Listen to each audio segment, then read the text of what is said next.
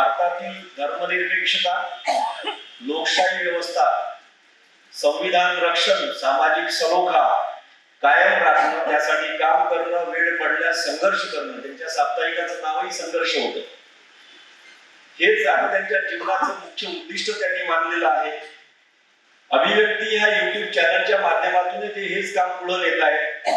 निर्भीड, निष्पक्ष असणारे, समता, स्वातंत्र्य, बलवता आणि सामाजिक न्याय याच्यावर विश्वास असणारे आणि आपण ज्यांना इथं ऐकण्यासाठी जमला आहात त्यांना विनंती करतो, माननीय श्री रवींद्र मुखर्जींना विनंती करतो की त्यांनी अमरावतीकरांशी मुक्त, यथेच्छ, साऊ ज्योतिबांचा महाराष्ट्र कुठे चाललाय या विषयावर संबोधित करावं. धन्यवाद.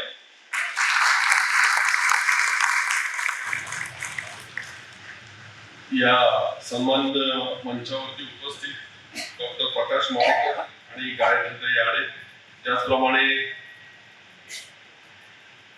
या ठिकाणी उपस्थित आपण सर्व तमाम अमरावतीकर सर्वांना सस्नेह नमस्कार. प्रथमच एक गोष्ट मला दिलगिरी व्यक्त करायची, गेले 7-8 दिवसापासून अचानक खोकला सुरू झाला होता. मी प्रचंड औषधांचा मारा केला इकडे येण्याची, मलाच खूप उत्सुकता होती म्हणून, तरी तो खोकला पूर्ण बरा झाला आणि आताही डॉक्टर मालेकरांनी मला मेडिकल मध्ये घेऊन गेले आणि औषधं काही ठेवून दिली. मध्ये मध्ये खोकला येऊ शकतो तर तेवढं जरा सांभाळून घ्यावी याची विनंती आहे. मी खरं म्हणजे खूप अवघडून गेलेलो आहे. अशा प्रकारे सन्मान मोठा वड इतक्या लोकांच्या उपस्थितीत आणि अशा प्रकारे माझ्याविषयी कौतुकाचे बोलणं ऐकण्याची फार सवय नाही. अशा प्रकारच्या जाहीर कार्यक्रमांना फारसा कुठे गेलेलो नाहीये. त्याचं कारण असं आहे की युट्यूब वरती बोलणं आणि अशा प्रकारच्या जाहीर कार्यक्रमांमध्ये व्याख्यान देणं याच्यामध्ये खूप मोठं फरक आहे.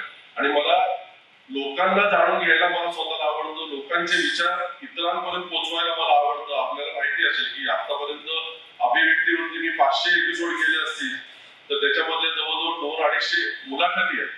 मला आता समजा आपले चंद्रकांत दादा इथे बसलेत, आणखी मान्यवरांचा आता इथे परिचय झाला, कार्यक्रमानंतर मी आणखी लोकांना भेटेल. आता गायत्री राहींना मी तेच म्हटलं की जाताना मला भेटल्याशिवाय जाऊ नका. तर ही लोक जे महत्वाचं काम करतात ते अधिकाधिक लोकांपर्यंत पोहोचवण्याचं काम करायला मला आवडतं. मला स्वतःला फार अशा पद्धतीने बोलायला आवडत नाही. दुसरी गोष्ट अशी की मी युट्यूब वरती जे मी एखाद्या विषयावर बोलतो अभिव्यक्तीवरती, ते फार तर 12 ते 14 मिनिटाचे व्हिडिओ असतात. मी त्याच्यापेक्षा मोठे व्हिडिओ करत नाही. लोकांकडे हल्ली इतका वेळ नसतो. मुलाखती मोठ्या असतात कारण मुलाखतीचा विषय व्यापक असतो आणि प्रश्न उत्तर असतो. समोरचा व्यक्ती बोलेल त्यानुसार मुलाखतीचा वेळ वाढतो. व्यक्तीच्या मी बोलताना 12 ते 14 मिनिटाचाच तो एपिसोड असतो. आणि त्यामुळे ज्या वेळेला प्रदीप पाटील सरांचा मला फोन आला काही दिवसांपूर्वी की अशी आमची व्याख्यानमाला आणि तुम्ही यावं अशी आमची इच्छा, तेव्हा मला आश्चर्य वाटलं. तर म्हणजे एकतर मी जुन्नरचा, जिथे छत्रपती शिवाजी महाराजांचं जन्मस्थान आहे, तो शिवनेरी किल्ल्याच्या पायथ्याशी माझं गाव आहे आणि मी कामाधंद्याच्या निमित्तानं राहतो ठाण्याला.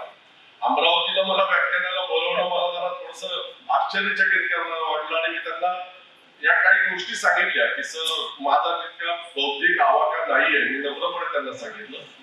10-15 मिनिटं बोलणं वेगळं युट्यूब वरती, तिथे एकतर माझा असा मोबाईल असतो किंवा कॅमेरा असतो, ते दुसरं कोणी माझ्या आजूबाजूला नसतं. लोकांमध्ये जाऊन अशा प्रकारे बोलण्याचा तो एक वेगळा भाग आहे आणि त्याची मला सवय नाही. ते म्हटले नाही तुम्ही या, आमच्या अमरावतीकरांची इच्छा आहे.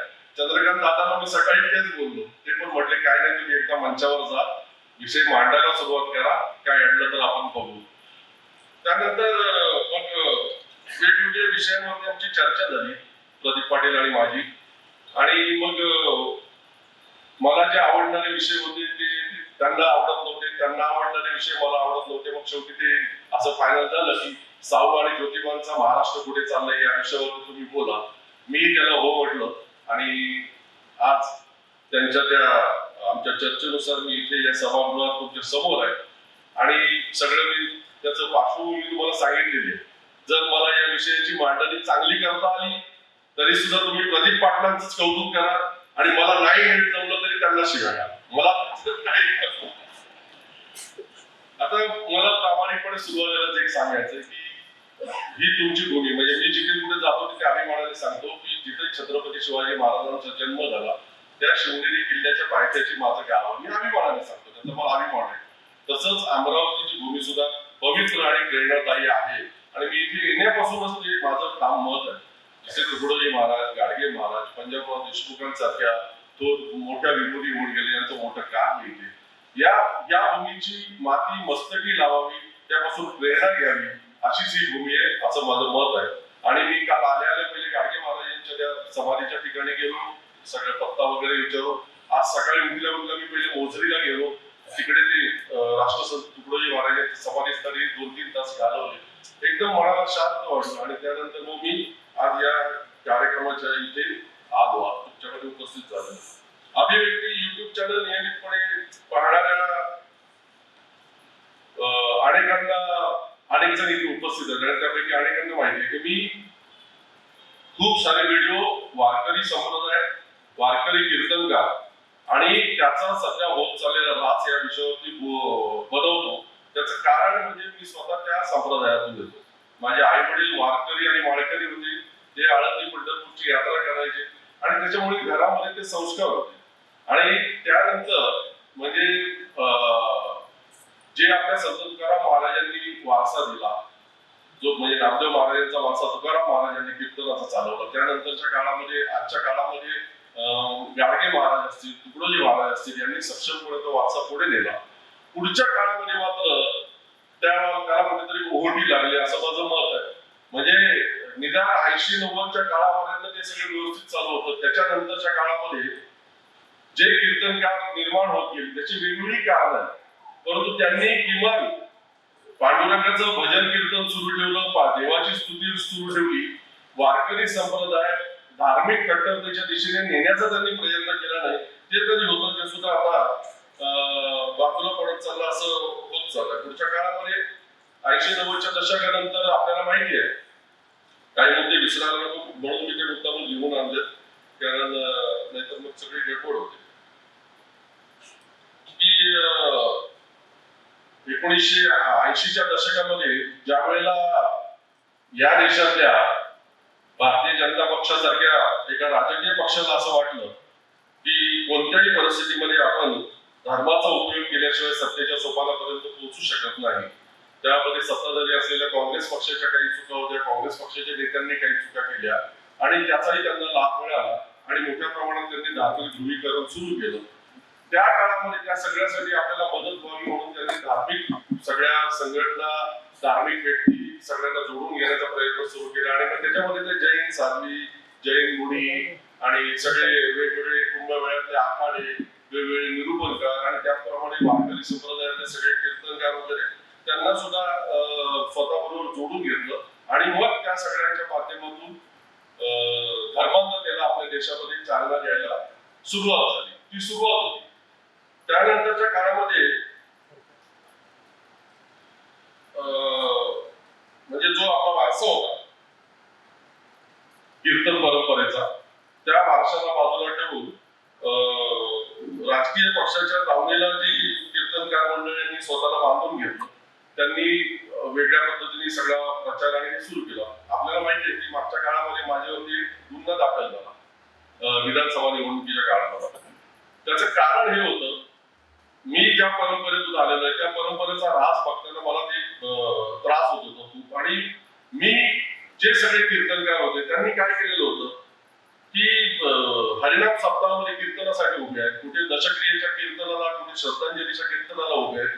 कीर्तन सुरू असताना मध्येच त्यांचं वेगळं सुरू व्हायचं की आपला हिंदू धर्म कचऱ्यात आलेला आहे, हिंदू धर्म आपला धोक्यात आलेला आहे, सगळीकडे कसं लव जिहादचं वातावरण सुरू झालेलं आहे. आणि त्याच्यामुळे आता हिंदू हिताचं रक्षण करणाऱ्या पक्षाच्या उमेदवारांना आपण मतदान केलं पाहिजे.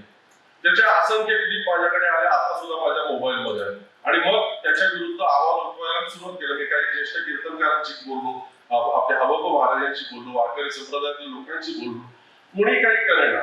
माझं म्हणणं होतं की तुम्हाला प्रचार एखाद्या राजकीय पक्षाचा करायचा आहे तर तुम्ही त्यासाठी तो मंच वापरा. तुम्ही राजकीय पक्षांच्या स्टेजवरती जा, तुम्ही राजकीय पक्षांच्या निवडणुकांमध्ये जा आणि तिथे तुम्ही त्या पक्षाचा प्रचार करा. ज्या वेळेला तुम्ही कीर्तनासाठी उभे आहे त्यावेळेला तुम्ही अभंगाचं एखादं निरूपण करताय, प्रवचन करताय, ते तुम्ही मध्येच थांबवून एखाद्या राजकीय पक्षाचा प्रचार करायला सुरुवात करा तर ते कसं चालेल. आणि हे लोकांना पटत गेलो. तो 2-3 व्हिडिओ त्या काळात मी जे बनवले त्याला 3-3, 4-4 लाख लोकांपर्यंत पोहोचले. आणि भारतीय जनता पार्टीच्या लोकांना असं वाटलं की याच्याने मग आपण जे जमवून आणलेली घडी आहे ती सगळी विस्कटू शकते आणि पुन्हा म्हणजे मी कीर्तनकार हिंदू कीर्तनकार महाराज राजकीय प्रचार करणारे कीर्तनकार महाराजांच्या विरोधात बोलत होतो आणि माझ्यावरती गुन्हा त्यांनी पुढे दाखल केला असता तर मला मी समजू शकलो असतो, परंतु माझ्यावरती गुन्हा दाखल केला भारतीय जनता पार्टीच्या महाराष्ट्राच्या IT सेलने. म्हणजे याच्यातून आपल्याला दिसून येतं की या लोकांनी कशी आणि ती नवीन दंड संहितेचं कलम धार्मिक भावना आमच्या दुखावल्यामुळे धार्मिक भावना दुखावण्याचा काय प्रश्न नव्हता, ते कशा प्रकारे त्यांचं साठावट सगळं सुरू होतं ते दाखवण्याचा मी प्रयत्न केलेला होता आणि लोक कसे फसतात त्यांच्या फुलफाटात. अहो ग्रामीण भागातले लोक जाऊ द्या, कमी शिकलेले लोक जाऊ द्या, शहरी भागातले लोक ज्या वेळेला त्यांच्या बळकाव्यामध्ये येतात या हिंदू कत्रेमध्ये, मला काल कोणतरी बोललं आपल्या जाणीवच्याच लोकांपैकी की जिथे मोजरीला म्हणजे गाडगे बाबांनी किंवा तुकडोजी महाराजांनी कशा पद्धतीचे विचार मांडले आपल्या सगळ्यांना माहिती आहे आणि तिथे योगींची सभा झाली मागच्या काळात आणि पटेंगे तो कटेंगे वगैरे सगळ्या घोषणा वगैरे झाल्या. मी त्याच्यावरती पण काही व्हिडिओ बनवले त्या काळात सुद्धा आणि आता एक 15-20 दिवसापूर्वी एक लेटेस्ट मी व्हिडिओ बनवला हिंदू खतरे. मी विषयावरती येतोच, फक्त मला हे काही गोष्टी सांगाव्याशा वाटतात. देश स्वतंत्र झाल्यानंतर 1951 सालीची जनगणना झाली. त्या जनगणनेमध्ये आपल्या देशातल्या एकूण लोकसंख्येमध्ये मुस्लिमांची टक्केवारी होती 14% आणि हिंदूंची टक्केवारी होती 80%. आता 2011 ची जनगणना झालेली आहे, 2021 ला झाली नाही, परंतु आपल्याला एक अंदाज आहे जे काही सर्वे होतात त्याच्यानुसार आता 75 वर्षानंतर सुद्धा या देशातल्या लोकसंख्येमध्ये मुस्लिमांची टक्केवारी 17% आहे आणि हिंदूंची टक्केवारी 77.5 ते 78%. म्हणजे 75 वर्षांमध्ये मुस्लिमांच्या या देशातल्या टक्केवारीमध्ये अवघा 2.5 ते 3% फरक पडलेला आहे आणि हिंदूंच्या टक्केवारीत सुद्धा तेवढाच फरक पडलेला आहे आणि हा भेद सुद्धा आता मिटणार आहे पुढच्या काळात.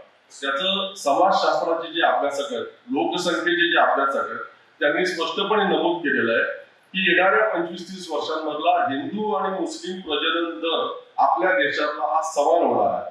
जो आता किंचित फरक आहे तो सुद्धा मिटून जाणार आहे. त्याचं कारणच आहे हा सगळी शेवटी प्रश्न शिक्षणाशी जोडलेला असतो. तुम्ही केरळमध्ये जा, केरळमध्ये मुस्लिम स्त्री सुद्धा आता एकच मूल जन्माला घालते किंवा फार तर दुसरं मूल आणि तेच तुम्ही म्हणजे हिंदू स्त्री पण केरळमधली तेच करते आणि तेच तुम्ही जर युपी मध्ये गेलात, बिहारमध्ये गेलात, झारखंडमध्ये गेलात तर अजूनही हिंदू स्त्री सुद्धा 3 मुलं जन्माला घालते आणि मुस्लिम सुद्धा तेच होते. कारण परिसर मागास, राजकीय नेते मागास, प्रबोधनकारांची वारवा, सगळे जात आणि धर्मामध्ये गुंतलेले लोक तसं सुशिक्षित राज्यांमध्ये होत नाही आणि त्यामुळे तो भेद मोठ्या प्रमाणामध्ये कमी होत चाललेला आहे लोकसंख्येमधला. त्यामुळे आता परिस्थिती अशी आहे की आज नाही पुढच्या 50 वर्षांनी, 100 वर्षांनी, 200 वर्षांनी सुद्धा मुस्लिमांचं प्रमाण 20% पुढे जाणार नाही आणि हिंदूंचं प्रमाण 77% खाली येणार नाही. परंतु हे कोण लक्षात घेत नाही, वस्तुनिष्ठ विश्लेषण याचं कोण वाचत नाही. हल्ली व्हॉट्सअप युनिव्हर्सिटीतून जे भारतीय जनता पार्टीच्या IT सेलकडे येतं ते लोक मानतात आणि त्यांना खरंच वाटतं की आपला हिंदू धर्म खतऱ्यामध्ये आलेला आहे. आणि जर सुशिक्षित लोकांना हे जर पटतं तर ग्रामीण भागातल्या अशिक्षित, कमी शिक्षित, अल्पशिक्षित लोकांना हे का पटतं? सहज पडणार आहे. परंतु हे सत्य आहे, हे विज्ञान आधार असा आहे की या देशामध्ये कधीही मुस्लिमांची संख्या हिंदूंपेक्षा अधिक होणार नाही. तो सगळा भ्रम पोचवण्याचा प्रयत्न सुरू असतो, परंतु हे कोणी लक्षात घेत नाही. आणि कधीही त्यांचं बघा म्हणजे योगी किंवा असे लोक जे बोलायला येतात तेव्हा कशा पद्धतीने त्यांची लोकसंख्या वाढली, म्हणजे एक दिवस हे आपल्यावरती आपल्यापेक्षा यांची संख्या जास्त होईल, आपल्या धर्मावरती आक्रमण करतील, आपल्यावरती आक्रमण करतील आणि त्यांच्या 4 बायका आणि त्यांना 10-15 पोरं वगैरे. तुम्ही आता इतके लोक इथे उपस्थित आहेत, तुमच्या शेजारी पाजारी अवती भोवती तुमच्या परिचयामध्ये कोणता मुस्लिम 4 बायका केलेल्या तुम्हाला तुमच्या परिचयाचा आहे किंवा 10-15 पोरं जन्माला घातलेलं तुमच्या परिचयाचं, परंतु लोक असा विचार करत नाही आणि त्याच्यामुळे त्यांना ते राज मोकळं होतं आणि त्यांचा जो पॉलिटिकल अजेंडा असतो धर्मांधतेचा तो पुढे चालत राहतो. ज्या वेळेला तो गुन्हा माझ्यावरती दाखल झाला, मी ते मुद्दामून एवढ्यासाठी सांगतोय की काही गोष्टी त्यात अशा घडल्या म्हणजे पोलीस घरी येणं किंवा तो सगळा प्रकार झाला, लगेच काही अटक झाली नाही. परंतु आपल्या छत्रपती संभाजीनगरला एक निवृत्त न्यायाधीश आहेत प्रकाश परांजपे, आपल्यापैकी काही लोकांना माहिती असेल, समाज माध्यमांवर सक्रिय आहे आणि पुण्याला एक निवृत्त न्यायाधीश अध्यक्ष आहेत जी.डी. पारेख म्हणून, त्यांचं पण खूप मोठं नाव आहे.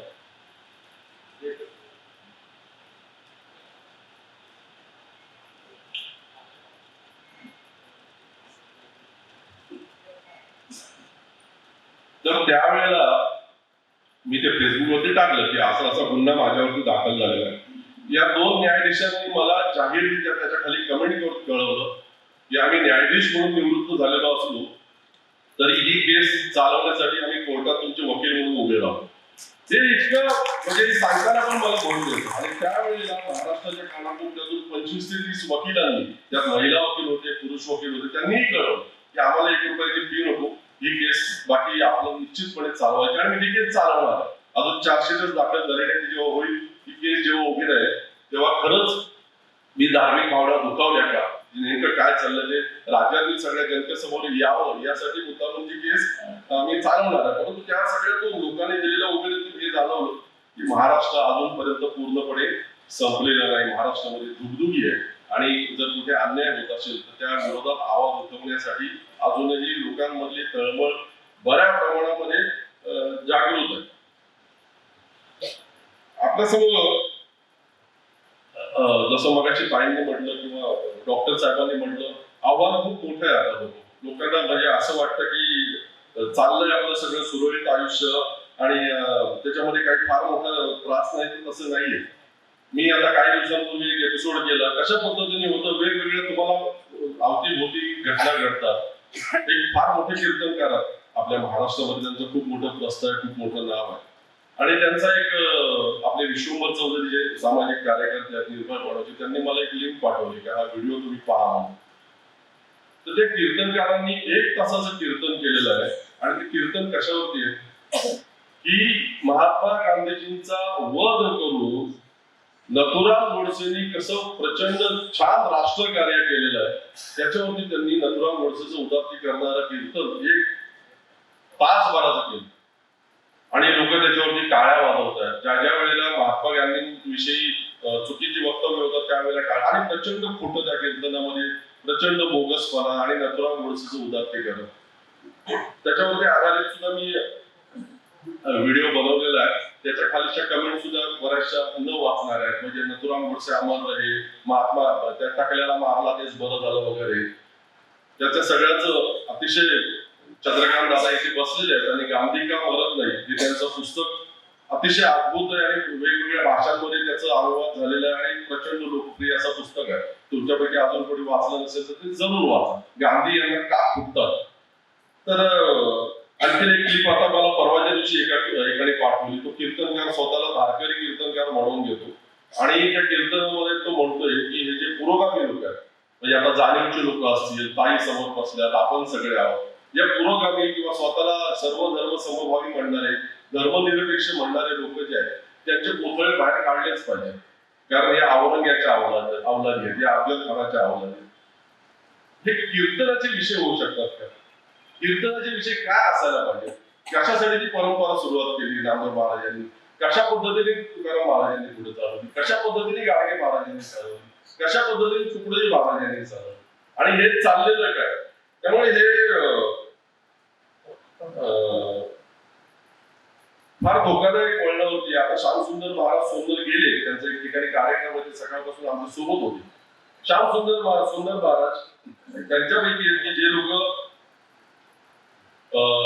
या सगळ्या संतांची आपल्या आदर्श कीर्तन परंपरा पुढे चालवतात. संविधान, आपल्या संविधानामध्ये जी काही मानवतावादी मूल्य आहेत आणि आपल्या संत विचारांमध्ये जी काही मानवतावादी मूल्य आहेत त्याचा अतिशय ते उलगडा छान भाषेमध्ये करून सांगतात, मुद्देसूदरित्या सांगतात.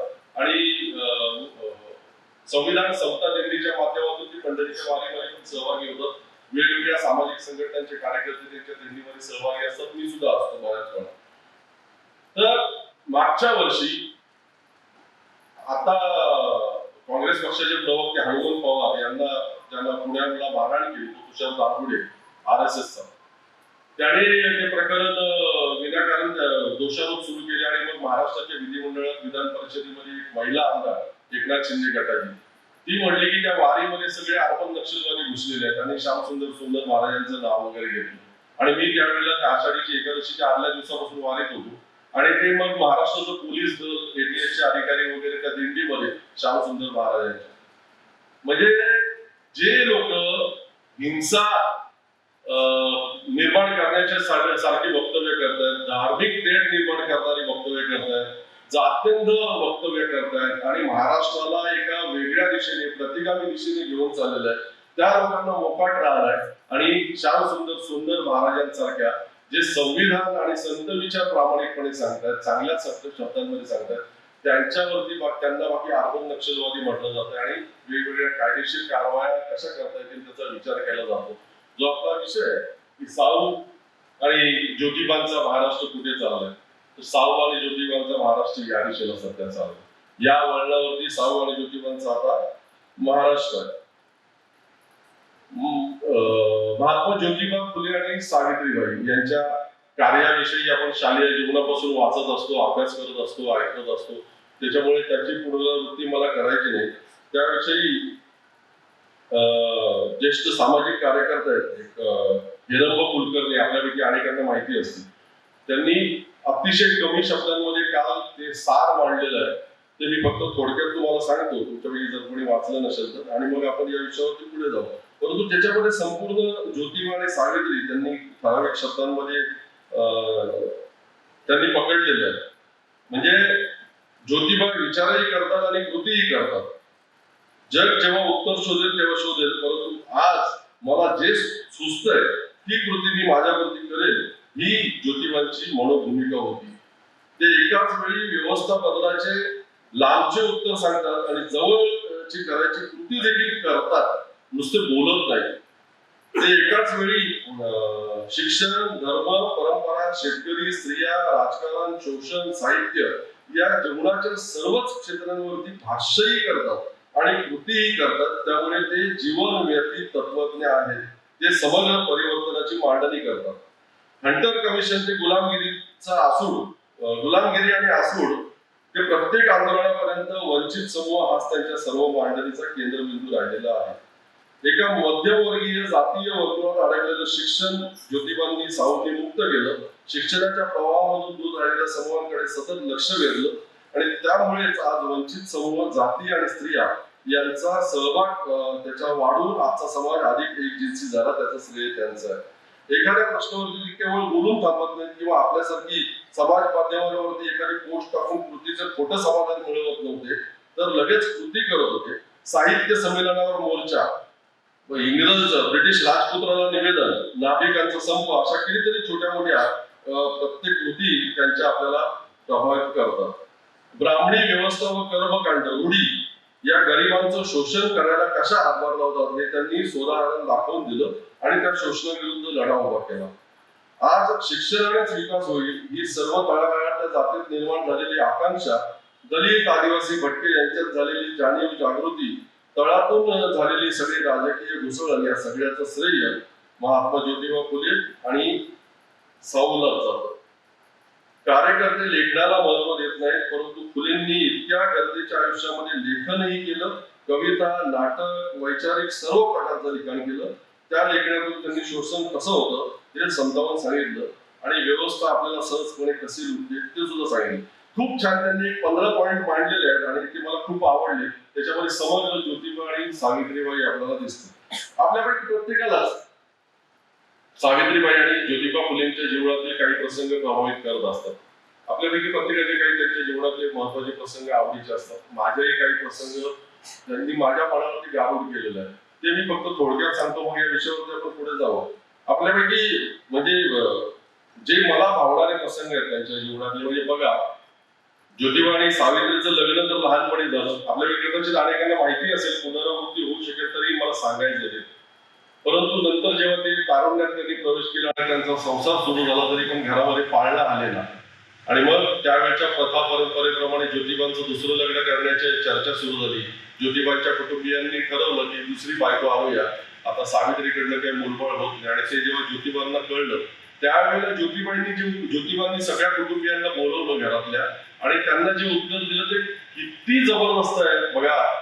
की ज्योतिबाने त्यांना सांगितलं की उद्या आपण दवाखान्यामध्ये जाऊ आणि तिथे सावित्रीची आणि माझी आरोग्याची तपासणी करू आणि जर माझ्यामध्ये दोष निष्पन्न झाला तर मग तुम्ही सावित्रीसाठी दुसरा नवरा आणणार का? हा प्रश्न 180 वर्षापूर्वी ज्योतिबांनी त्यांच्या कुटुंबियांना विचारला. किती जबरदस्त काय माणूस होतो तो म्हणजे बघा. हे अशा काही गोष्टी आहेत ना की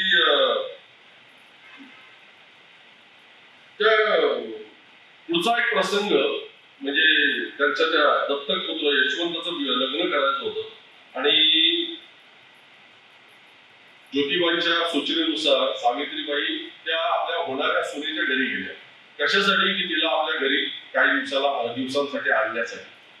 म्हणजे बघा त्या वेळच्या 150 वर्षांपूर्वी सावित्रीबाईंनी त्या मुलीला घेतलं, तिच्या आई वडिलांशी चर्चा करून त्यांना विश्वास देऊन आणि त्या जेव्हा परत आपल्या घराकडे निघाल्या तेव्हा त्या मुलीला सांगतायत की तुझ्या मनात शंका असेल, संभ्रम असेल की मी तुला का लग्नाच्या आधी आमच्या घरी घेऊन चालली आहे, तर हे कळण्यासाठी की आपलं घर कसं आहे, ज्या घरात तू लग्न होऊन येणार त्या घरातली माणसं कशी आहेत, त्यांचा स्वभाव कसा आहे तुला कळावा म्हणून मी हे करत. तेव्हा 150 वर्षात विचार करा. परंतु सावित्रीबाई करू शकल्या, ज्योतिबाई करू शकले, त्यांनी तो विश्वास सुद्धा कमवला होता. म्हणजे आजच्या काळात सुद्धा जर कोणी सांगायला गेलं एखाद्या ठिकाणी की जरा तुमच्या मुलीला लग्नाच्या आधीच आमच्या घरी पाठवा, तर आई वडील 10 वेळा विचार करतील असा काळ आहे आजच्या काळात सुद्धा. परंतु त्यावेळेला सावित्रीबाईंनी ते केलं म्हणजे त्यांची प्रगल्भता आणि त्यांचे विचार बघा 250 वर्षांपूर्वी किती पराकोटीचे मोठे होते. आपल्याला माहिती आहे की त्या काळामध्ये अतिशय थोराड वयस्कर झालेले पुरुष लहान मुलींची लग्न करायचे.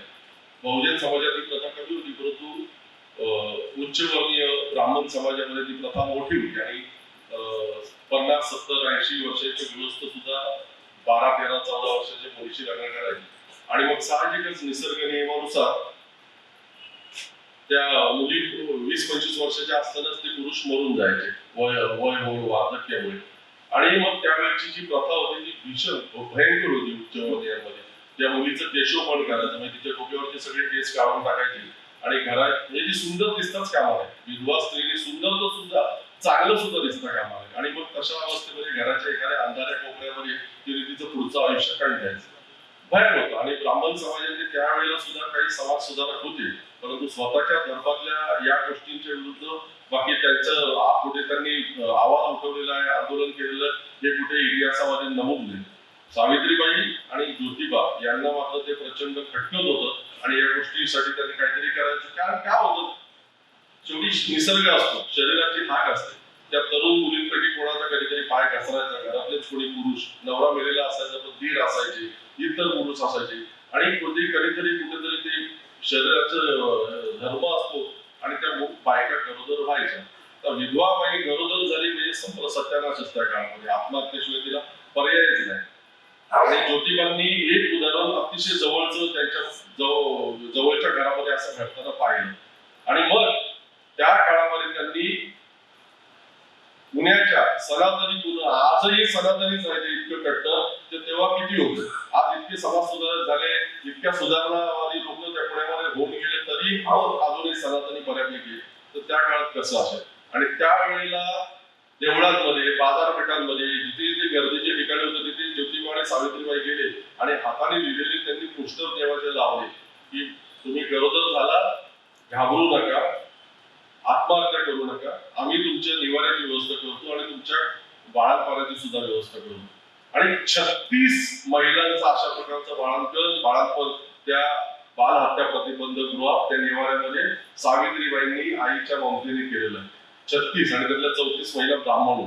तर जाऊया, मला म्हणजे जातीयवादावरती जायचं, परंतु हे इतकं मोठं धाडस आणि इतकं मोठं कार्य त्यावेळेला त्यांनी केलं. आणि ज्या महिलांना जन्माला घातलेलं मूल न्यायचं नसेल पुढच्या आयुष्यात अडचण म्हणून, ती मुलं सुद्धा त्यांची योग्य व्यवस्था होईपर्यंत सावित्रीने सांभाळली.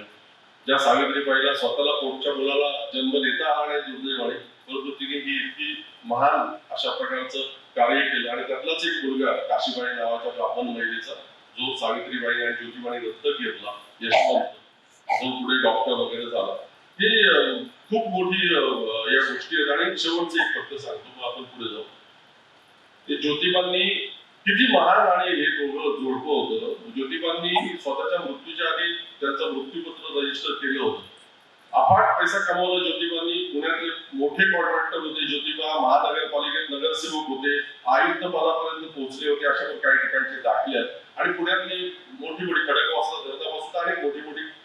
प्रकारची कामं महात्मा फुलेंनी केलेली होती, परंतु तो पैसा सगळा दान धर्मात, समाजाच्या उन्नतीत आणि याच्यात घातला की शेवटला त्यांची अवस्था बिकट झालेली होती आर्थिक दृष्ट्या. तरीही काही जमीन जुमला वगैरे होता ते त्यांनी मृत्यूपत्रामध्ये नोंद करून ठेवली, माझ्या मृत्यूनंतर हे कोणाला द्या वगैरे काय काय.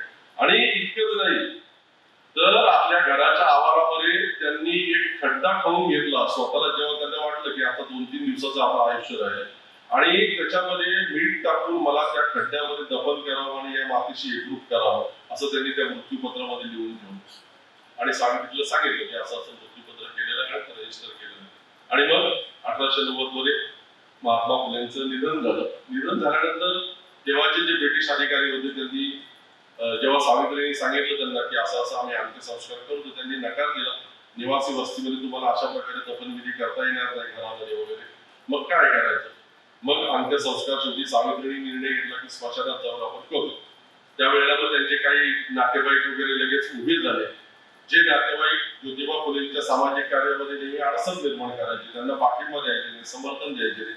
ते प्रॉपर्टीच्या आक्षेने तिथे आले आणि दत्तक पुत्राच्या हस्ते आम्ही अंत्यसंस्कार होऊन देणार नाही, आम्ही रक्ताचे नातेवाईक जिवंत आहोत, आम्ही अंत्यसंस्कार करू वगैरे. सावित्रीबाईंनी ते सगळं नाटक बघितलं आणि किती धाडसी बाई असेल बघा. ती बोलली ठीक आहे, दत्तक पुत्राच्या हस्ते मान्य नाही ना, मी करेल माझ्या नवऱ्याचे अंत्यसंस्कार.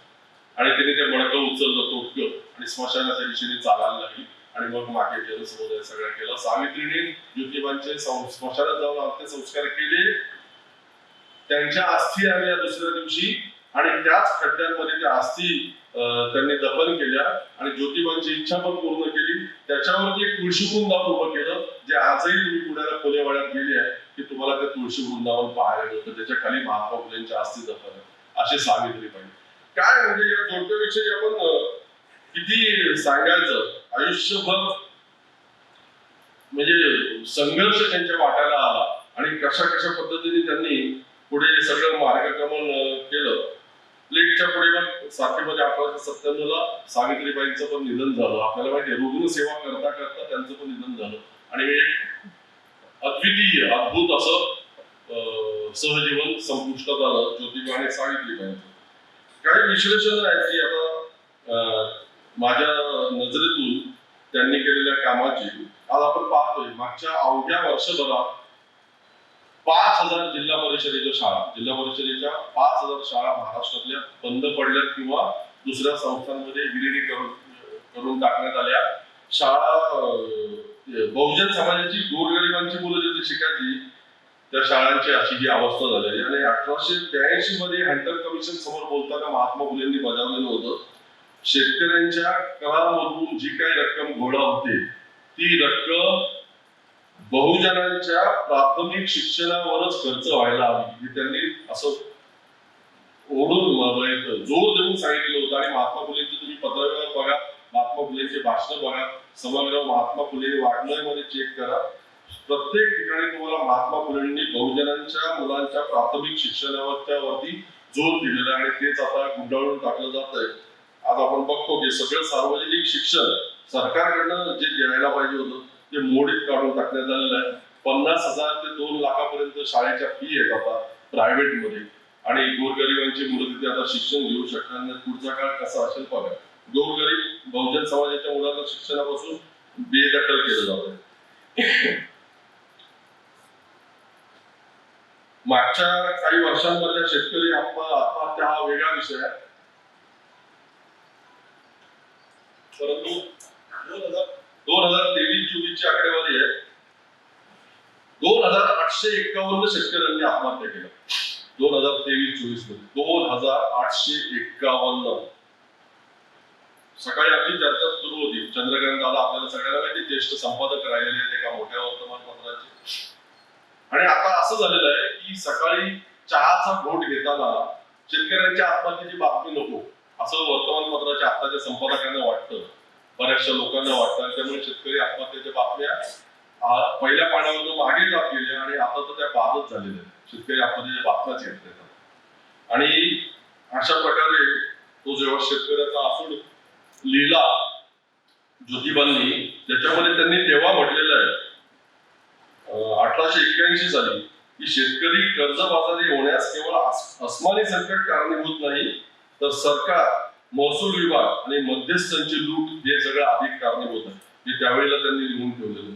आज हे मध्यस्थ म्हणजे कोण आहे? आज मध्यस्थ म्हणजे शेतकऱ्यांच्या आत्महत्येला कारणीभूत होणारे हे सगळे कॉर्पोरेट, राजकीय दलाल, राजकीय ठेकेदार आणि हे सगळे राजकीय नेते. दुसरं कोण आहे? महिलांवरील अन्याय अत्याचारामध्ये आज आपल्या महाराष्ट्राचा देशात 3रा क्रमांक आहे. तुम्हाला कदाचित अतिशयोक्ती वाटेल, परंतु ही वस्तुस्थिती आहे. देशात 3रा क्रमांक आहे ज्यात महिलांवरती अन्याय अत्याचार होतो. 1854 साली सावित्रीबाईंनी आपल्या एका कवितेमध्ये लिहून ठेवलं होतं, शिक्षणाने मिळवावं स्वातंत्र्य आणि ज्ञान आणि स्त्रिया नसाव्यात कुणावरही अवलंबून. हे एक आणखी वैशिष्ट्य आहे. म्हणजे निरक्षर सावित्रीबाई ज्या वेळेला ज्योतिबांचे आयुष्य झाले तेव्हा तिला अक्षर ओळख सुद्धा नव्हती. ज्योतिबांनी तिला लिहायला वाचायला शिकवलं. त्यानंतर ती स्वतःला इतकं प्रगत केलं की तिने कविता पण लिहायला घेतल्या. वेगवेगळ्या अनेक गोष्टी आहेत. तुम्हाला माहिती आहे का, म्हणजे आता पुरोगामी विचारसरणीचे बरेचसे लोक काम करताना धर्मावरती टीकेचे आसूड ओढतात, देवावरती टीकेचे आसूड ओढतात आणि त्यातून लोक लांब जातात. खरं तर असं करू नये. त्या लोकांच्या विचारसरणीशी आपणही म्हणजे समतोल राखून बोललं पाहिजे आणि सगळं केलं पाहिजे. सावित्रीबाई त्यावेळेला हळदी कुंकू समारंभ आयोजित करायचे. त्यांचे विचार आता साहू आणि ज्योतिबांचे आपल्याला माहिती आहेत, पण हळदी कुंकू समारंभ आयोजित करायची आणि ती सेक्रेटरी होती. तिने एक मंडळ काढलेलं साहूनी आणि ती सेक्रेटरी म्हणून त्याच्या खाली सही करायची आणि वरती मजकूर असायचा, अमुक अमुक दिवशी हळदी कुंकू समारंभ आयोजित केलेला आहे. त्याच्यामध्ये विधवा आणि सदवा आणि सगळ्या जाती धर्माच्या महिलांना आमंत्रित करण्यात येत आहे. मात्र एक सूचना खाली लिहिलेली असायची की सगळ्यांना एका जाजमावरती बसवलं जाईल, भेदभाव केला जाणार नाही, कोण उच्चवर्गीय आहे, कोण विधवा आहे, कोण सदवा आहे. ही अशी सावित्री. आणि तिने कविता लिहिल्या, इतक्या सुंदर लिहिल्या. त्यांचा काव्य पुणे नावाचा संग्रह खूप त्या काळात गाजला होता. त्यातली एक कवितेच्या मी काही गोष्टी तुम्हाला फक्त सांगतो, नंतर त्या कवितेवरून आपण बोलू. पण 1885 साली ज्योतिबांनी एक इशारा दिला होता, ते आधी सांगतो, मग आपण साऊच्या कवितेकडे जाऊ. शूद्र आणि अतिशूद्रांनी, म्हणजे आजच्या काळात आपण त्याऐवजी बहुजन हा शब्द घेऊ. बहुजनांनी आपापसात भांडून प्रस्थापितांच्या हातात कोलीत देऊ नये असा इशारा ज्योतिबांनी त्यावेळेला दिलेला. आज आपण काय बघतो, माळी, धनगर, मराठा, कुणबी आणि सगळे आपापसात भांडतात वेगवेगळ्या कारणांनी. कोणाकोणाच्या सगळ्या चुकीच्या आव्हानांना बळी पडतायत आणि प्रस्थापितांच्या हातामध्ये कोलीत देतात. RSS आणि भारतीय जनता पार्टीचं काम सत्ता राबवण्याचं आणि सत्तेत टिकून राहण्याचं अतिशय सोपं करतात. हे सगळे इशारे म्हणजे किती द्रष्टे असतील ज्योतिबा. सार्वजनिक सत्यधर्मामध्ये ज्योतिबांनी तेव्हा लिहून ठेवलं होतं की माणूस हा सर्वोच्च मानून सरकारी आरोग्य सेवांनी काम करायला हवं. गोर गरीब सर्वसामान्य माणसाच्या जगण्याचा अधिकार हिरावून घेऊ शकत नाही कोणी. आज तुम्ही जात कोणत्याही सरकारी रुग्णालयामध्ये, सरकारी आरोग्य केंद्रामध्ये एखाद दुसरा अपवाद असेल, परंतु बहुसंख्य ठिकाणी गोरगरिबाच्या सर्वसामान्य माणसाच्या जीवनाची काय किंमत आहे ते तुम्हाला सरकारी दवाखान्यामध्ये गेल्यावरती निश्चितपणे तुमच्या सगळ्यांच्या लक्षात येईल. म्हणजे शेती असेल, शेतकरी असेल, आरोग्य असेल, वित्त असेल, सामाजिक आरोग्य असेल, अशी एकही गोष्ट नाही की ज्याच्यावरती ज्योतिबांनी लिहून ठेवलेलं नाही, आपल्याला मार्गदर्शन केलेलं नाही म्हणून. आणि एकतर म्हणजे विद्येविना मती गेली, मती विना नीती गेली, नीती विना गती गेली, गती विना वित्त गेली, वित्ताविना क्षुद्र गजले, इतके अनर्थ एका अविद्येने केले. हे तर मोठं सुभाषित आहे एक प्रकारे. आणि ते केवळ वाचण्यासाठी किंवा लिहिण्यासाठी किंवा घरात लावण्यासाठी नाही, तर सर्व बहुजन समाजाने कायम लक्षात ठेवावं अशा प्रकारचं ते सुभाषित आहे. आणि जसे तुकोबांचे अभंग तसे ज्योतिबांचे अखंड होते. त्यांचे वेगवेगळे अखंड तुम्हाला वाचायला मिळतील महात्मा फुले समग्र वाङ्मयमध्ये. ते मोठ्या प्रमाणात खरं म्हणजे पुढे यायला पाहिजेत. अखंडाचंच एक वेगळं पुस्तक यायला पाहिजे. इतके ते जबरदस्त अशा प्रकारचे अखंड. सावित्रीबाईंच्या कवितेविषयी त्यातली एक कवितेची काही कडवी, ही कडवी खूप आहे, परंतु म्हणजे काय होते सावित्रीबाईचे विचार. ज्ञान नाही, विद्या नाही, ते घेण्याची गोडी सुद्धा नाही, बुद्धी असूनही चालत नाही, तयास मानव म्हणाले का. सावित्रीबाई म्हणतात, दे रे हरी पलंगावरती पशु सुद्धा असे बोलत नाही. मला ऐकतं दे असं देवाला पशु सुद्धा एखादा बोलत नाही, परंतु माणसं बोलतात. दे रे हरी पलंगावरी पशुही असे बोलत नाही, विचार नाही, आचार नाही, तयासी मानव म्हणावे का. बघा, पोरं घरात नाहीत कमी, म्हणजे पोरं तर जन्माला येण्यासाठी जो ना करी उद्योग काही तयास मानव म्हणावे का. बाई काम करत राही ऐतोबा हा खात राही पशूंमध्ये सुद्धा असं कोणी नाही तयास मानव म्हणावे का. सावित्रीबाई बघा, लिहिणे नाही वाचनही नाही उद्देश कुणाचा पटत नाही जे पशूंनाही कळे तेही याला न कळे तयास मानव म्हणावे का. गुलामगिरीचे दुःख नाही जराही त्याला त्याची जाणीव नाही माणुसकी ही समजत नाही तयास मानव म्हणावे का. अशी 15-16 कडवी त्या कवितेची आहेत. मी तुम्हाला काही गोष्ट सांगितली. ज्योतिबा आणि सावित्रीबाई त्यांनी अंधश्रद्धांच्या विरोधामध्ये परखडपणे सडेतोडपणे लढा दिला. बंधुगिरीच्या विरोधामध्ये संघर्ष केला. बहुजनांनी साऱ्या समाजाने शिकावं, महिलांनी शिकावं, मुलींनी शिकावं म्हणून रक्त त्यांनी आटवलं आणि उच्चवर्णीयांच्या गुलामीतून बहुजन समाजाला दूर करण्यासाठी जे जे त्यांना करता येईल ते सगळं केलं. त्या इतिहासाची पुनरावृत्ती आपल्याला करायला होतो. सगळ्यांना आपल्याला त्यांचा लढा माहिती आणि त्या ज्योतिबा आणि सावित्रीबाईंच्या त्या सगळ्या लढ्यामधूनच पुढच्या काळामध्ये प्रेरणा घेतली. या सगळ्या म्हणजे राजर्षी शाहू महाराज असतील, डॉक्टर बाबासाहेब आंबेडकर असतील यांच्यासारख्या थोर पुरुषांनी त्याच्यापासून प्रेरणा घेतली. या महाराष्ट्राच्या मातीमध्ये असंख्य समाज सुधारक झाले. प्रबोधनकार ठाकरेंपासून तर पुढच्या काळामध्ये अगदी आता आपण दाभोळकरांपर्यंत, गोविंद पानसरेंपर्यंत किंवा आता ही जी तुमच्या सगळ्यांच्या ओळखी पाळखी आता इथे आलेली सगळे लोक आहेत या सगळ्यांच्या प्रेरणा इथूनच आलेल्या आहेत. आणि हे याच फार आपण कधी विसरता कामा नये. महाराष्ट्र जो पुरोगामी म्हटला जातो, या महाराष्ट्राची पुरोगामी अशी जी ओळख होती ती कोणामुळे निर्माण झालेली, या सगळ्या विचारवंतांमुळे निर्माण झालेली आहे की जे महात्मा फुलेंच्या आणि सावित्रीबाईंच्या विचारांमधून निर्माण आले. त्यांनी या महाराष्ट्राला सर्व दृष्टीने अग्रेसर बनवलं आणि म्हणून महाराष्ट्र देशात पुढे होता सर्व बाजूंनी आणि देशामध्ये पुरोगामी राज्य म्हणून ओळखला जात होता. आणि तेच सगळं महत्वाची गोष्ट हेरून मग फुले, शाहू, आंबेडकरांच्या विचारांपासून महाराष्ट्राला दूर नेण्याचं कारस्थान सुरू करण्यात आलं. भारतीय जनता पार्टीकडून आणि RSS कडून देवा धर्माचा वापर करून आणि त्याच्यामध्ये मोठ्या प्रमाणामध्ये आपले लोक अडकत गेले त्या सापळ्यामध्ये. म्हणजे तुम्हाला बघा ना, म्हणजे तुकाराम महाराजांच्या गाथेमध्ये एक सुद्धा अशी गोष्ट नाही की जी आपल्या दैनंदिन जीवनामध्ये कुठे काय अडचण आली तर मार्गदर्शन नाही म्हणून. ग्रामगीतेमध्ये बघा, तुम्ही गाडगे महाराजांच्या विचारांमध्ये बघा. परंतु ते सगळं बाजूला सारून कोणीतरी बागेश्वरचा बाबा येतो, कोणीतरी तो प्रदीप मिश्रा. मग तुमच्या मुलाने वर्षभर परीक्षेचा अभ्यास नाही केला तरी चालेल, परीक्षेला जाताना शंकराच्या पिंडीवरती बेलपत्र व्हायला सांगा, तुमचा मुलगा त्या विषयामध्ये पास होईल. हे सगळे बाबा अशा प्रकारचे महाराष्ट्र जीवनाला प्रबोधन करायला लागले. काय गरज आहे आपल्याला याची? आपल्याला आपल्या संतांनी दिलेले विचार आणि त्यांचं मोल इतकं आहे की आपल्याला दुसऱ्या कोणाची आयुष्यामध्ये कोणाची गरज लागणार नाही. आणि मग या सगळ्या अधोगतीमुळे काय होतं, मग हे अशोक खरात सारखी बोलू जागोजागी तयार झाली. अशोक खरात आज एक त्याच्या मागे गंभीर राजकारण आहे, ते आता इथे बोलण्याचा विषय नाही त्यामुळे ते उघड झालं. परंतु असे महाराष्ट्रात जागोजागी तालुक्यामध्ये वेगवेगळे अशोक खरात आहे. आणि मग चालू आहे मोठ्या प्रमाणामध्ये महिलांचं लैंगिक शोषण आणि आर्थिक अपहार मोठ्या प्रमाणामध्ये चालू आहे. त्याच्यानंतर वेगवेगळ्या आता त्या अहिल्यानगरची प्रकरणं तुमच्यापर्यंत बातम्यांमधून पोहोचली असतील, आळंदीची प्रकरणं मागच्या काही वर्षांमध्ये पोहोचली असतील. वारकरी शिक्षण संस्थांच्या नावाने जे पेरू फुटलेलं आहे आणि आता हे जे कीर्तनकार मोठ्या गमजा मारत राहतात. मी 2-4 पॉकेट घरी घेऊन नाही गेलो रोज संध्याकाळी कीर्तनांमधून तर माझी बायको मला घरातच घेत नाही असं जाहीरपणे सांगतात. जर कीर्तनातून एवढी कमाई होती तर मग कशाला पोरांना डॉक्टर, इंजिनियर करा, कशाला प्राध्यापक करा, कशाला इतर नोकऱ्या, पोरांना कीर्तनकारच करा असं बऱ्याचशा आमच्या पालकांना वाटू लागले आमच्या भागात. आणि मग वारकरी शिक्षण संस्थांमध्ये पोरींना घालतात. तिथे त्यांची लैंगिक छळवणूक होते, तिथे त्यांचं लैंगिक शोषण होतं, त्याकडे कोणाचं लक्ष नाही. मोठ्या प्रमाणात या सगळ्या घटना वाढलेल्या. या अधोगतीला कारण काय?